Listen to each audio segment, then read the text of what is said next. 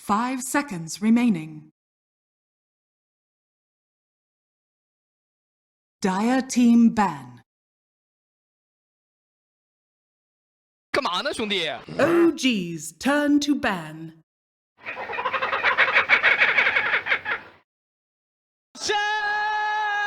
Dire team ban.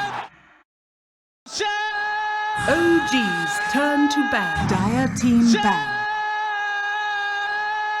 OG's turn to ban.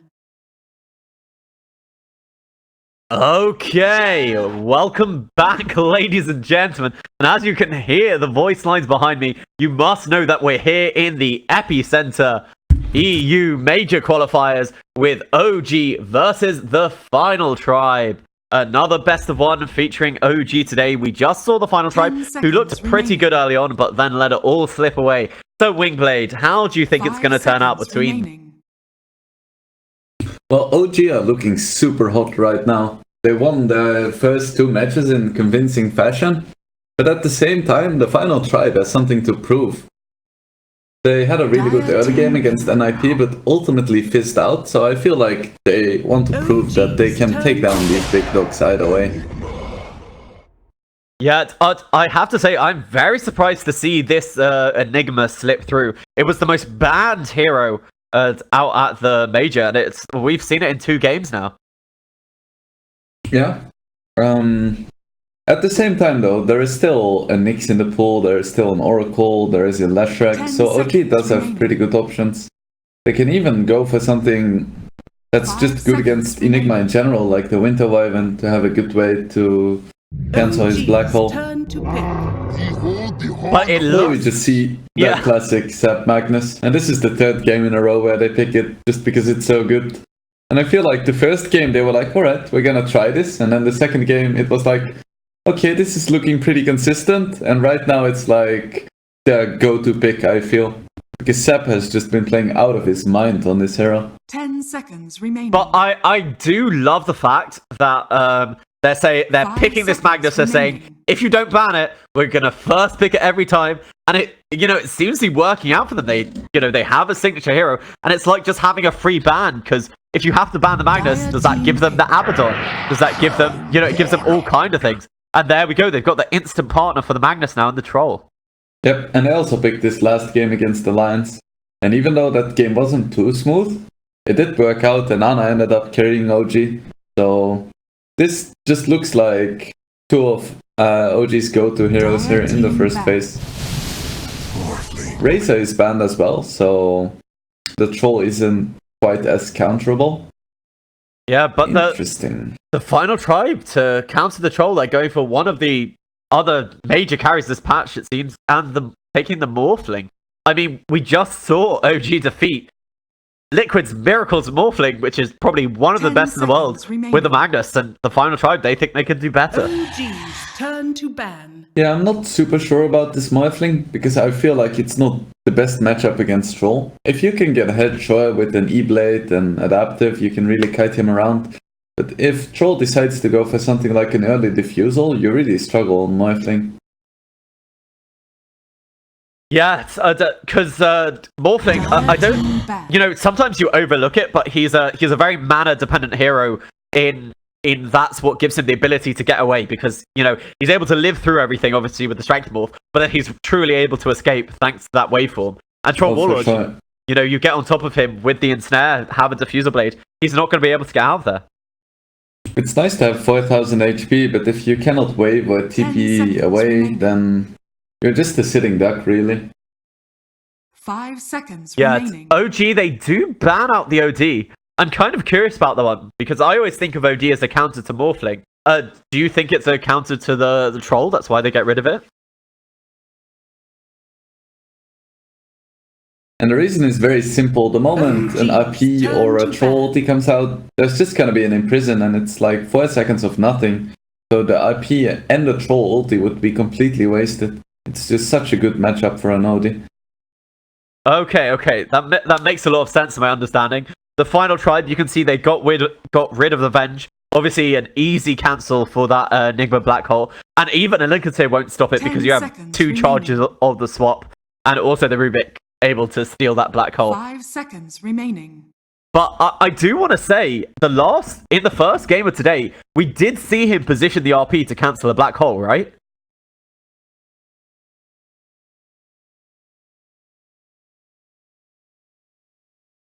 Yeah, so I don't think OG needs any more black hole cancel. They're more than happy with the Magnus, just because Seb plays it so damn well. OG's I mean, we did turn see to pick. a mid silencer last game for OG, so maybe we'll see that again. It's decent against Morphling. It cancels the black hole. It's weird, so Thompson likes it.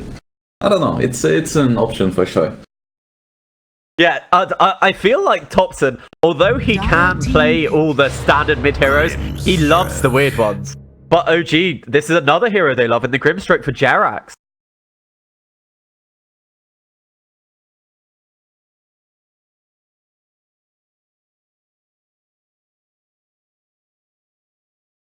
Yeah, Jerax, he always just seems to manage to find the farm and the items.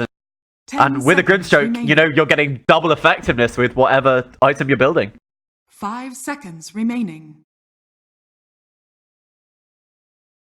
OG's turn to pick. Oracle.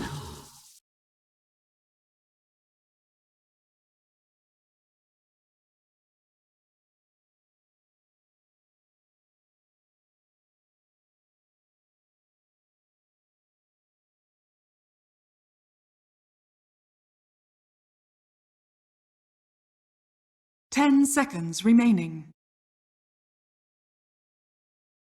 5 seconds remaining.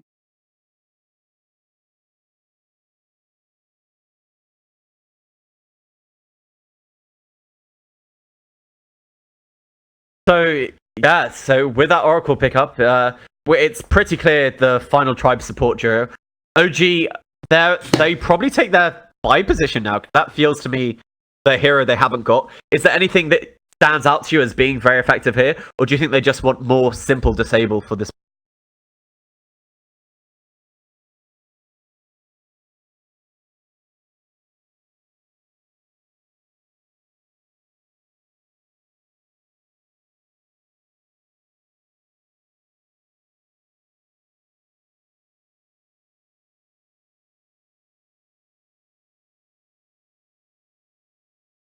Dire team pick.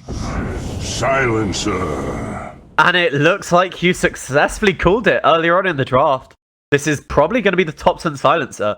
I mean, obviously they do have the flexibility to put it on no tail if it's a really bad counter pick by the final tribe. So I really like picking it up here. Yeah, and that's what I love. Like, picking a hero that can be played as a 10 2 seconds or a 5 remaining. is just brilliant when you have last pick. Because the final tribe just 5 needs to seconds consider so remaining. many things. They need to pick 2 heroes that are both good against mid and position 5 silencer.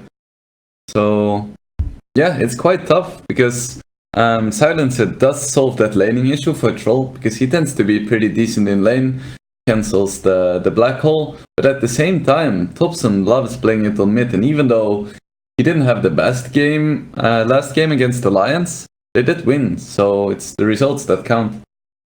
Yeah, I just had to think about it, and this silence, it's just so good against every single hero that the final tribe have. You know, Oracle, you're not going to be able to get off your ultimate. Morphling, no shifting. Enigma, no black hole. It's such a wonderful pick here. I'm kind of surprised it even got through this far.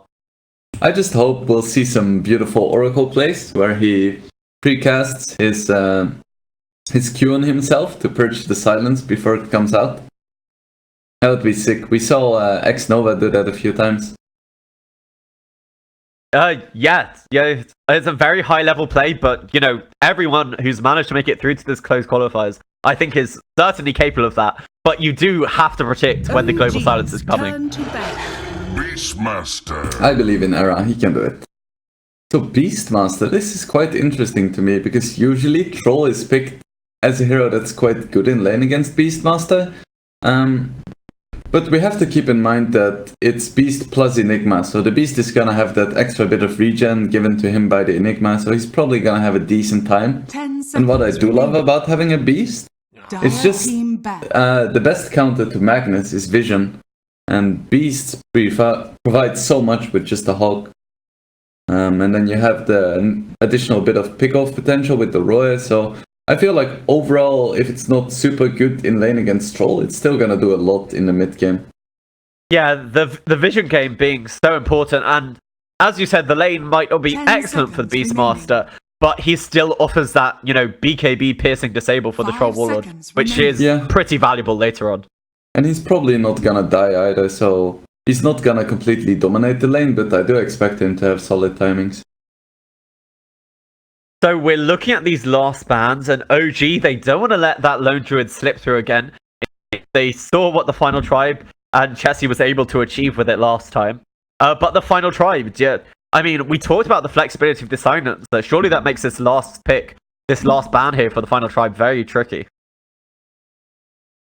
Yeah, because I'm thinking about Chessie's heroes right now, and there isn't really one that particularly stands out as being great against silence. The Lone Druid was certainly an option that has like pretty good matchups against most heroes. Dire So I team can't really think of another one. He has Yeah, his DK, but DK isn't really too great here. They do ban out the Storm Spirit, so they're placing their bets that this is a no-tail silencer, or whatever hero they pick here is afraid of the Storm Spirit. Storm Spirit, obviously, I think of him as very good versus the Oracle, able to make his way to the back lines. And we see a Leshrac here. Alright, so it's gonna be a mid-lash. It's alright-ish against Silencer. It's not like a complete ownage matchup or anything. And it doesn't really struggle too much against like one specific hero. Like it doesn't get countered that easily, so I feel like it's a solid pick. 10 seconds remaining. I feel like another solid pick would have been Death Prophet, just being tanky, 5 having that seconds silence, and just good matchups. So overall, a solid pick and a solid draft by the Final Tribe overall. But OG, this is just so classic OG, this draft they have. So even though I think the Final Tribe's draft is solid, I would still be very afraid of this Ana Troll and Sap Magnus. Yeah, I have to agree with you. It's the early pick, and they've picked things that kind of deal with it, but you're still just so afraid with it.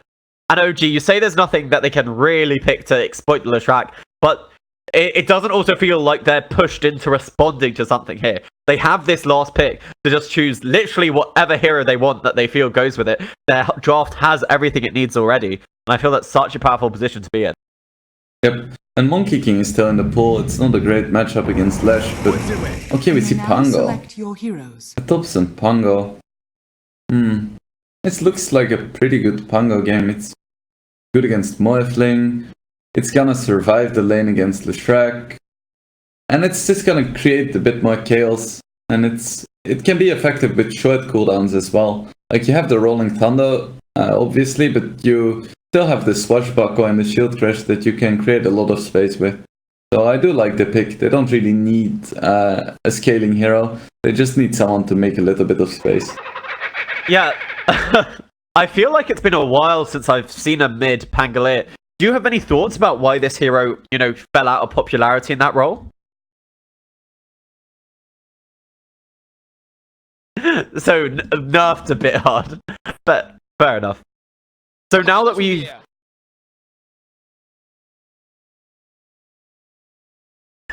I mean, that's what it was always meant to be. That's truly balanced. Come on, is it 17%? I don't actually remember what the new percentage is.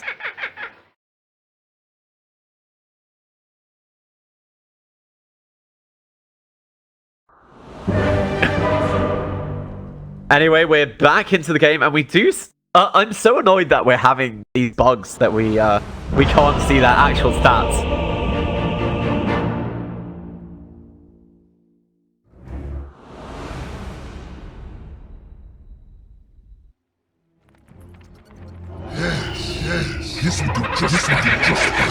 Yeah, just in case anyone was wondering. Normally. Obvious. The beginning of any OG game, you try to get a word in edgeway, and you're just hit by chat wheel sounds. I was just gonna say, in case anyone was doubting, what you say, Wingblade. You play with these guys, you play the high-level pubs, so you have the understanding of what they want. Yep, just spamming voice lines. That's the high pop meta. Going for the sloppy orangutan kisses at inappropriate moments. That's the high of my life. Yeah, so this bottom lane, they do have Zibe by himself. Wait, he actually hasn't been, okay. It looks like TFT, they've been watching the Liquid replays, and on Hanskin, he's rushing the Ring of Health. Because previously, they used to give them the Ring of Regen, and then the Ring of Health. But now, ever since Liquid started doing it with the mind control, they've rushed the Ring of Regen. It's really interesting. Yeah, and it's similar value, both of the rings. Like, if you look at the regen per gold, it's not too big of a difference. Yeah, and Era over here, being slowed down. I don't think he's in any real damage, but Anna very happy to zone him out. Especially with the early Orb of Venom. They're so deep right now. But OG, they don't care, and they've even successfully got a D-ward here for Thompson. Making sure No-Tail walks out of range, so Thompson gets that experience advantage in the mid lane. And it actually looks like Zibe was able to deny a bounty rune, so it's gonna be 2 to OG and 1 to TFT. Yeah. Oh, he did it with the boar in the bottom lane. Yeah. We were watching Seb tangle with it.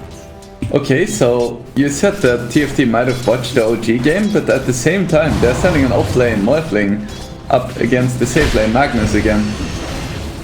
Yeah, but this time they have an Oracle instead of the Sand King, and they haven't fed away First Blood, so maybe things will go slightly better.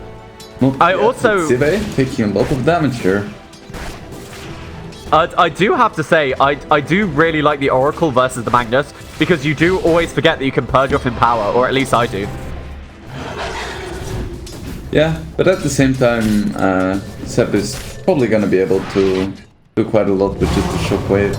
And just his base damage too, because Magnus has pretty good base damage, 61. Yeah, and Era gets that Dispel again over onto Jirax in the mid lane. Thompson a bit behind in CS to Chessie here. You don't really expect a mid Pango to win the lane. It's kind of one of those heroes that you pick to lose the lane and then start rotating and be really active in the mid game. Yeah, it's just his the burst damage of the Swashbuckle and the amount of control he's able to offer in the fight, isn't it? It looks like Anna's having complete free fire, but Chessie too. My goodness, 10 and 3 at 2 minutes. I'm pretty sure that's getting every single creep. Or close to at least. Oh, Chessie doing very well, as well as his denies. He's done great on them, and I think Thompson, once Chessie hits his level 6, he might have to... Does he have to leave the lane at that point if Chessie hits level 6 before him? Nah, that's the thing about Pango. He can just sit in lane and use his Swashbuckle to CS. You always pick him against heroes like Queen of Pain and Razor and those kind of lane bullies, because you're gonna get your farm and your levels either way. Yeah, and I guess just because he does have that escape, he's that tiny bit survivable. It's like Frost is having a better time than Miracle had so far. It's also interesting that Jirax is being a lot less aggressive than he was last time, just because of the difference of having a Sand King as opposed to an Oracle. Yeah, it's really impressive that, you know, you might think that they play the lane exactly the same, but they understand what the differences are, and they're able to adapt to it. And so they're just getting Jirax to do these pulls, get the extra levels, and that kind of thing. I love how Anna, while farming, is using the bloody trusty shovel to get himself some more companion levels and stuff, risking life and getting the status, well, what's it called, stasis trap. I mean, I do have to say is that, I mean, it's efficiency, isn't it? Get battle points levels, as well as getting yourself to the next major. That's what we like to see. Yeah, truly. But this laning phase, it does seem a little bit slow, but with No-Tail rotating bottom, do you think they're gonna try and set up a kill? I don't think they realize that he's left yet. Frost, no points in the waveform yet, so he is pulled back, and here we see it again, once again with the Ink Spell. They have the Arcane Course on top of Frost, they skewer him back. Still no point over in that waveform. He does have the strength to adapt to strike. It is only level 1, so the stun isn't that long. He's fully strength now, can't keep morphing, but it looks like he is going to be fine. He just hit level 3 before they went, and level 2 morph is 4 times as good as level 1 morph. Yeah, so with that rotation from No-Tail, not netting OG anything in the bottom lane, and now Zive, he'll realize he can play that tiny bit more aggressive onto Ana because he's not all by himself. But at this point, Ana is already quite a bit ahead, so he's gonna be completely fine solo against the Beast, even if the Beast does have that free Ring of Health. Yeah, Thompson in the mid lane, he did get a lucky silence, but now it's faded off. Does have to go back, but because he actually does have the bottle advantage, and I think he might look for a kill. He's got the slow over onto Chessie, but it doesn't refresh. This arcane so much rune. harass. Yeah, this arcane rune, it's honestly allowing Thompson to be able to take over, and that's why Chessie's rotating for this 5-minute rune. It's one of the best runes you can get on Pango at this stage. The only rune that would possibly be better is regen, because you can be so aggressive without losing HP or mana. But Arcane is really good too, just so much harassment coming out from this Pango. Yeah, and we're 5 minutes in, we're still yet to see a first blood. Ana level 5, got a lucky insert, but it's the Beastmaster, he's not really that worried. He has the Ring of Health, he has his boars, and it looks like we're just having a bit of a farm fest. Net worth, fairly even. Some stacks over here, however, have been created for Thompson, and that might allow him to accelerate a bit. For sure, once the Empower starts coming out, both Thompson and Ana are gonna get so much better. Frost, I don't think he's in any real danger. Does have the stick as well as the waveform now, so he does have a way to create some distance between himself and the Magnet. Yeah, I don't expect him to die here anymore, especially since Jerax doesn't really favor putting any points into Phantom's Embrace early. Instead opting for the max as well as points. However, top lane, it looks like they found Hanskin, the level 6 on Thompson, and that is going to be a kill for Ana. We did talk about this.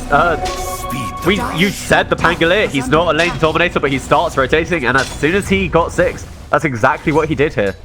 Yep, and now he has more money than Chessie. Pango, there you go. Ana, only 1 point in the further stack, so he doesn't take this tower that fast, but he's actually tanking it so that his catapult's going to survive. And I think this tier 1 top is in a lot of danger now. I love how aggressively he's playing, just recognizing that no one on TFT can really pressure him right now. Oracle has rotated in. 2 He doesn't points have points in his ulti though, so it's a little bit risky.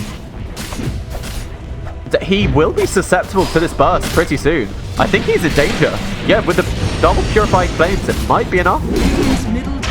Yeah. And they're able to get that kill, just playing a bit too aggressively there, not realizing that Era had rotated. And then that burst damage, it was enough to finish him off. I feel like it's just classic Ana, honestly. One moment he wins TI, next moment he morphs so low that he dies to creeps. It's just classic Ana. Frost, however, he had a decent start to the laning stage, but you can now see, because his supports have had to go away, he has slipped behind Seb in the CS. Yeah, and he has to invest so much in regen too, because of the way Magnus works with all the cleave and annoying stuff coming out. So he has to buy extra tangos, he bought raindrops, he has to buy salves. Just kinda sucks. Let's see if Thompson is good enough to get a silence. They've hit level 6, however, on the Beastmaster in this top lane. They have Hanskin. I think they're going for this. I think they might realize he doesn't have ultimate. They're setting up for that stomp as well with the Helm of Dominator creep. They're actually just holding onto it. They blow their roar. They will have the follow-up stomp if they need it, but that's another kill for Era, killing Ana once again in this top lane. Very nicely done. I feel like OG just really needs to... Oh, never mind. They do have a ward. So I guess TFT came from the side. So very nice rotation by them.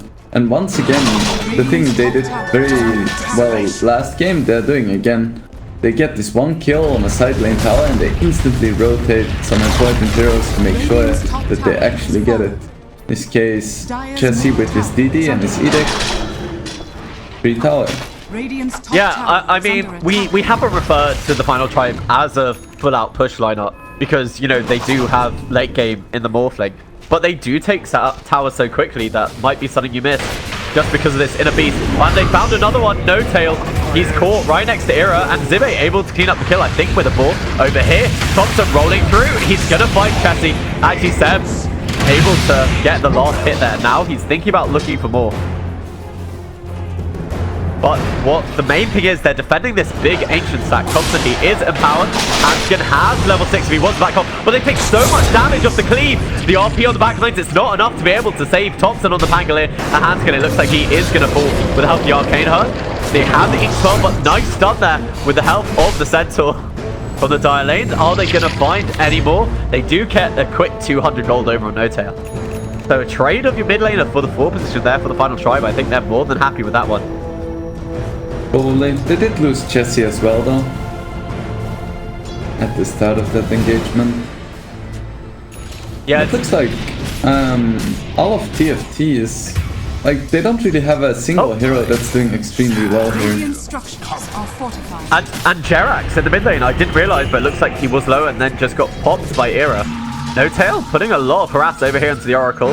They're just going to deny the recovery, but now Era is in trouble. Does put the ultimate on himself. Tried to hold back Thompson, but Thompson with the ultimate. I don't think you're going to be living through this on Era. Meanwhile, Anna goes down once again while we're watching this kill. On the bottom lane, they didn't actually even have to use the black hole. Just with the split earth, looks like it was enough. Yeah, I really love these rotations by Jesse and Hanskin. They just keep finding the troll, and once again they're in a position to start pressuring a tower. Kills in Dota are kinda nice, but at the same time, if you can get a kill next to an objective, it's worth that much more, because you're gonna force the enemy team to react to it.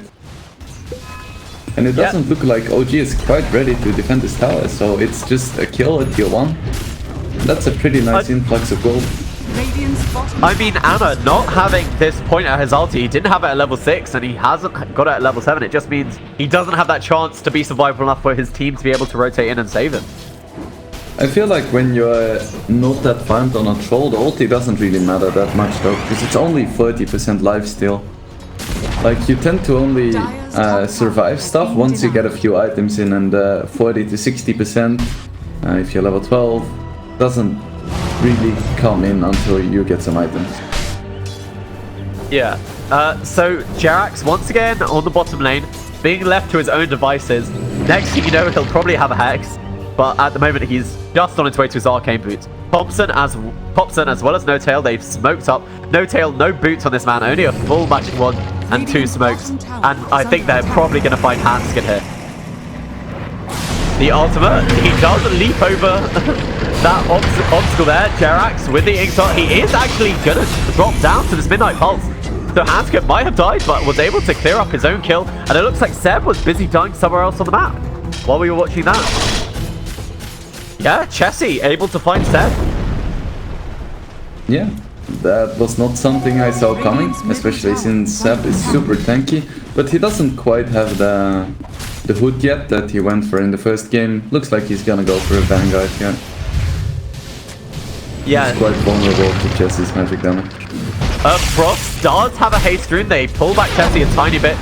Seb fakes the RP, but it looks like both sides, neither of them truly committing for this engagement. But now they see Jerax's Arcane Curse. Raw on the back line. The Pangolier is the best way himself. Seb gets a nice double RP. They pop the global silence. And so it doesn't really matter. Morphling, is he able to get away? They have the link up over Jerax. The Frost Wave Sword down to low ground. And he is going to be okay. So they've only managed to kill off this Lestrak. Even though they popped both their big ultis. Thompson, he doesn't have rolling thunder for a little bit. He has it now, but the black hole, he's not going to be able to get off. And Frost has more than enough damage with the help of Hanskin. So it's going to be a 1-for-1 trade, and I think that does benefit Final Tribe in the end. Yeah, I think so too. Even though they had to commit black hole, at the same time OG committed RP and global. I think they are probably going to be fine with it. They even have false promise, so they can probably keep going if they really want to.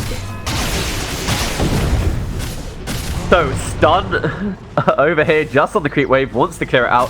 Zibe, he has his Vadmirs, and oh, I thought he was rushing that Blink Dagger, but it looks like it's just his next item after this medallion. So, with this medallion, does this open up objectives like Roche for whenever they win their next fight? With this medallion, they should be able to take Roche in like 20 to 25 seconds, so if they do see an opening, like 2 cores showing for OG, they could try to just sneak in a Roche. Does look like OG have vision, but the word will expire in roughly 30 seconds.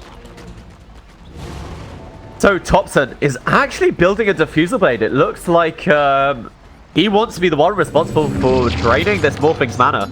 And Anna is building the SMY. It's the trolls, they do go for this status resistance build now, don't they? Yeah, mostly they do. At the same time, I feel like a BKB wouldn't be too bad in this game either, because heroes like Oracle and Ledge can do so much. Oh, Anna on this top lane again. He's been located by Frost.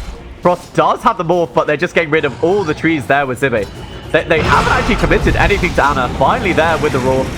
Turns himself into the Troll Warlord. Anna, he still doesn't have any points in his ultimate. So even though Thompson is rotating in with Seb, they're not able to save him. But it looks like this Oracle might be the trade-off. But so Thompson on top of Era, but he's going to be just fine. Zibby throws the warning axes into trees. They have a lot of vision. Seb faking the RP, but Thompson is pretty low. They plot the global ulti here on No Tail, but is it going to allow them to get any sort of kill? A bit of damage over here onto the track, but Thompson just using it to retreat, and now Frost going forward, and they're going to be able to find No Tail. No Tail found in the trees is affected by the medallion. They're looking for a bit more. But Era affected by the arcane cut. He can purge it off himself, and he does. So a good engagement in that top lane there for the side of the final tribe. Able to pick up 2 easy kills. And Seb is going to be able to TP out. I said I didn't really mind Anna not taking ulti at level 6, but at level 10 I feel like you really do need it. And last fight I feel like he might have survived a good 5 to 10 seconds longer if he did have that ulti. And he does finally pick it up now though, so no awkward pickoffs anymore. Yeah, I'm a bit surprised that he was farming so aggressively, considering he didn't have a point into that ulti, because he is working with the Magnus, and we see how fast he clears through these neutrals. I thought he might spend a bit more time farming them, but he's been getting you're caught just in these lanes. pretending to have ulti, right? It's like not skilling Sunder on Phoebe. The enemy is gonna play around the Sunder, so you can play more aggressively than you actually can, because they're gonna expect you to have it. Didn't really work out this game though. Anna getting a free bit of gold there with the cleave while he's farming up the Ancients, picks up a bird. So the final tribe, what are both teams waiting for? What timings are they going to hit this game? Well, it looks like TFT is going for more of a push-oriented lineup. Like, we don't see the Blink BKB on the Enigma, which makes sense because there's many ways to cancel it. Meanwhile, Anna? Oh, Anna, he's been found once again. They have the black hole. Chessie, he's saving the stun. Sorry, he did use it for enough damage. This dominated creep able to set that up. And Anna, he goes down once again. This is the 5th death for this Troll Warlord. And he's still ahead of the entire side with the final tribe. Yeah, it's very interesting. It's just the power of Empower. But I feel like TFT isn't necessarily waiting for a single item. They just want more on the Morphling, and they want to take out the towers, they want to take a road before they really commit to anything. And at the same time, OG is really the pings over here onto the Seb. They have the Raw, they do pop the ultimate over there on the Silencer, but they don't have any follow-up damage, so the Morphling, he's going to be able to get his Strength Morph off his time. He turns himself into the Pangolier, but it doesn't really matter because Era's behind him. Seb, he bought back for this, and they've lost No Tail on the backline over to this Beastmaster Frost. They have the stun onto him, but he's pretty tanky. And now Chessie is chasing. Meanwhile, the Oracle on the backline is using his ultimate, and he's going to be just fine. It sounds like there was an RP over here, and it's just to hold Chessie back. And over here, Era does eventually pop. But Thompson, they have him in place. They have an Aethos on Chessie, and they are going to lose Thompson to the right clicks of Frost. I feel like OG needs to be super careful about these fights, because TFT is so strong right now. They have a mech, they have a really strong beast with a Vlad. Ooh, beast almost dying to the Arcane Curse, by the way. Oh, that's something. Yeah, Jerax able to secure a kill on Frost. I assume he was just at low health in the lane, and yeah, one stroke of fate brings him down. Went full edgy. Never go full edgy. And I missed that kill because I just wasn't expecting it to happen. Okay, so last time we saw Grimstroke rush a Hex, but this game he's actually rushing a Lotus Swipe, and he is gonna get it now if he wants to. So that's gonna be quite nice for dispelling stuff like Malefus and potentially trying to reflect the Roy. I do feel like they might lack this powerful initiation, because Sep is still quite far away from his plane. Yeah, so you're saying without the Hex, there's no one really yet on the side of OG who can go in until Seb has this Blink. And do you think he's now going to get the Blink and not stop off for that Vanguard? Yeah, for sure. Vanguard won't do anything. Meanwhile, we see TFT go for the Roche like we spoke about earlier. They have the medallion and it's just going to drop so fast. Yeah, they have so many summons. They do have wards here, but they smoked in. I don't think they know about it. They have their scans still online for OG. I think they're grouping together for a smoke, but they have vision of this thanks to this Hawk, and it's just going to be way too late before they make it into the pit. And that's an easy Aegis for the side of the final tribe. And the Raw for the follow-up, they really want Seb. The Aegis, but the Lotus Orb onto the Seb, it doesn't matter. The reflect back, Thompson getting some really good bounces here. Of course, over Thompson, and they are going to be able to bring down the Enigma. There's going to be no Black Hop in this fight. Anna pops his BKB. They have the silence over here onto the Morphling, so they managed to pop the Aegis. But do they have any follow-up after it? They pop the global silence, but it's before the Morphling respawns. And now Frost, is he going to be able to get away? Meanwhile, they do lose the silencer, but they have the silence. The RP from Seb, he's back to fight for the Oracle Ultimate. It does mean the Morphling's going to be able to survive, but it looks like they will lose Chessie. They have the Ink Spell stun coming on top of both of them. He tries to get away, but they've lost Frost and they've lost the Oracle. They might have lost Thompson, but they've killed 4 people for the side of the final tribe, as well as the Aegis, so it looks like a great fight for the side of OG. Yeah, they tried to jump the Magnus, but you cannot underestimate just how tanky this hero is. 1800 HP, 8 armor, you can't just take him down that easily. And I feel like OG is one of those teams that just really understands how strong they are and in what way they need to take these fights. Yeah, and you could... oh no, once again, he doesn't have his ultimate for a little bit. They have the stun, he's held in place, and they bring him down once again without his team. Anna is caught out, even after that great fight previously. I was 6 times, and he's still leading by fire.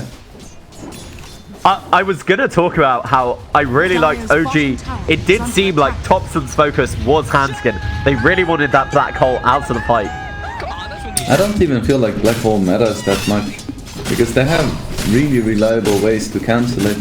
Especially because he doesn't have a BKB yet, so pretty much any hero except for Troll can cancel it. Yeah, and they are actually going for an interesting build. They're building the Solar Crest on Zibby. Do you just use it on an enemy, or do you put it on your Morphling so he attacks faster?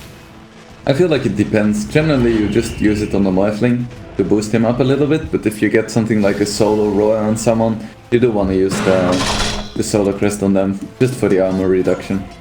Generally, in team fights, Morphling is gonna be the best target though. So, in the previous fights, OG, they didn't have BKBs, but both Anna as well as Thompson, they are very close to them now. Do you think those are big fight-changing items for the side of OG, or do you think the final tribe can still fight into them? Well, I think they are big items for sure. We saw how much OG can do with just proper execution around the Roche pit, but with BKBs it's gonna be even easier for them. Because Morphling is not yet at the point where he can really physically burst someone down. So a lot of the damage is still magical right now. And with these BKBs coming out, I feel like it's very hard for TFT to really find these kills. Yeah, and actually, now that you talk about the Morphling, I didn't realize, but he previously was sitting at the bottom of his 4 cores. So Frost, he has been having a very tough time farming this game. Yeah, and Raw on the bottom name of the Pangolin. Is there any follow-up? There's Hanskin. He has the black hole because he didn't manage to use it in the last fight. But it looks like with the ultimate there from Jirax, both sides, they're going to be able to disengage. Thompson did get very low, but is going to be able to walk away to safety. Yeah, he went down to 50 HPs. This is where he's like, yep, I bought bracers. Yep, it paid off. What was doing all the damage to him? Did Zibe have his creeps on him? Yeah, I think so. But it's mostly Midnight Pulse though. It just deals so much damage. Yeah, I guess if you're in it for the duration of the war, the Raw, you've already lost like 20 HP or something. 20% of your full HP pool. Oh, Anna going for another shovel there. We have seen him really enjoy using these. Thompson, he's rolling forward, but the rest of his team aren't there. It looks like he's there just to zone them back. He uses the Diffuser Blade to hold the Enigma in place. But that ultimate, it's just there so that they can clear out the tier 1 tower with these. Ana is quite deep once again, but this time he has BKB, so he's gonna be fine. Smoke instantly coming out from TFT though. We could see a fight here if they can catch up. They catch the Atos on top of Thompson. They know he doesn't have his output. The stun follow up, the Lotus Orb, it doesn't really matter, and they do lose their Pangolin. Now with the Raw, they're right on top, but they have the global signs. It doesn't matter because Zibe has his ultimate still popped. Jerax, is he going to be able to TP away? They don't have anything to cancel it, and he gets away on just a slither of HP. That Ink Spot on, I think, stopped the last few right clicks that would have been necessary. But that was global silence, and they've still lost two, so the side of Final Tribe, I think they're going to commit to some sort of push. Yeah, they have to be really happy with that. Especially that Thompson didn't get off his BKB earlier. Might have lived, but very nicely chain stun. I feel like Zive is getting some really good throws in. He made that one awkward one on the Magnus, but for the last few fights, he's just been getting them on the right target every single time. Yeah, I do realize that unfortunately from the side of TFT, their lanes were not at all in the right position for them to be able to capitalize on that fight. But it does allow them to get all 4 bounty runes, which is pretty helpful. Yep, I was gonna say this is beautiful. Right now they're just waiting for a few more items on Morphling, then they ideally want to get a Roche again. And then they can really start being aggressive. Yeah, old Chassis in the mid lane, he is silenced up the Atos. It doesn't really matter because they have that Lotus Orb. Thompson, is he going to be able to get a nice reflect bounce? Yes, he is. And Jerax even sniping the kill there. So Jerax does have that Lotus Orb. Is gonna go for a Adderlands next. It's quite different than the build we saw from him last time, but it looks to be working. Like every time Thompson goes for a roll, Jerax just makes sure that there is a Lotus Orb on him so he can't be roiled. And it's really doing a lot of work in these fights. Oh, in this top lane, I think they found Hansken. He might have realized that he connected there. Seb skewing through the trees, but Hansken, he's managed to get himself to safety. He actually does destroy his own trees with the money out of pulse to get to a place they're not expecting. Very spooky. I love his item build though. When you're playing against the Silencer, you don't really want to commit to this heavy black hole style of playing. You want to make sure that you're a teamfight presence without your black hole. Because black hole just gets instantly cancelled by silence, so going for these Greaves into the Crimson Guard I feel like is a really good build this game. Yeah, that makes a lot of sense to me. I do want to say, you were earlier talking about the Great Wars, Roars Zibe was able to get. That's definitely a consequence of the fact that he went for this Blink Dagger build instead of something like the Necrovert. It just means that every time it feels to me like he's been able to either find the back lines or initiate a big start to the fight. So Frost, he's working his way towards his Eye of Skadi. Looks like him and the Troll Warlord. Frost, he's just one item behind, basically. And that's just the effect this Empower is able to have. Yeah, for sure. You don't pay attention for a moment when Ana nearly... Oh, but Thompson walks into the high ground. There's the instant silence. Seb, counter-initiating with the RP. They do use the Oracle ultimate, but I'm not sure who it was on. It looks like it was over here on Chanty, but it doesn't matter because Ana with the BKB is right on top of him. And as soon as that ultimate ends, he's not going to be living through that. It felt like he was stunned the entirety of that. And now Era has been found by Thompson. That's going to be another easy kill for the side of OG. What an amazing turnaround.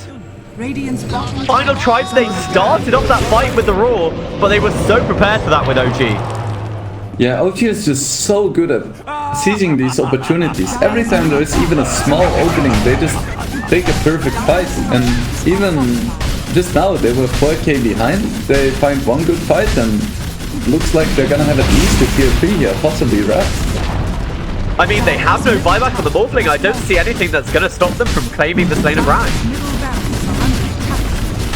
It also looks like the big guy is about to spawn, so perfect timings for OG, and I feel like OG is just so bloody good at this.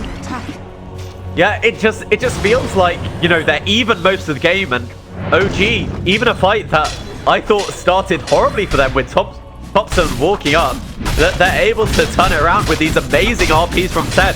Just that great 3-man RP and Troll Warlord with the cleave, being able to kill them all. is under attack. I feel like after this game, people are gonna have to start banning this Magnus first. Another roll, but the Lotus Orb by Jerax. It was down just in time to the BKB, top by Thompson. They do have the Black Hole if they want to use it, but it's another great RP onto them. They do get the Aura's Ultimate on the back line, but it doesn't really matter. It's over here onto Enigma, but he's tanking so much damage. And now, Chessie, he's held backing once again. Anna with the cleave. They're trying to get just one kill over here with Frost. Is he going to be able to get away? No, Steph has the blink. He drags him back. And he's just, the Scotty is slowing him down. He has very little mana remaining. He does pop his stick, but he's silenced up by the Grimstone, and now he's held in place by the Snare. They have more than enough damage, and I think they might just go for the throne. They are. They don't have any creeps, but they are coming in with no tail. I think this might just be game. They do buy back on Chessie, but doesn't really matter.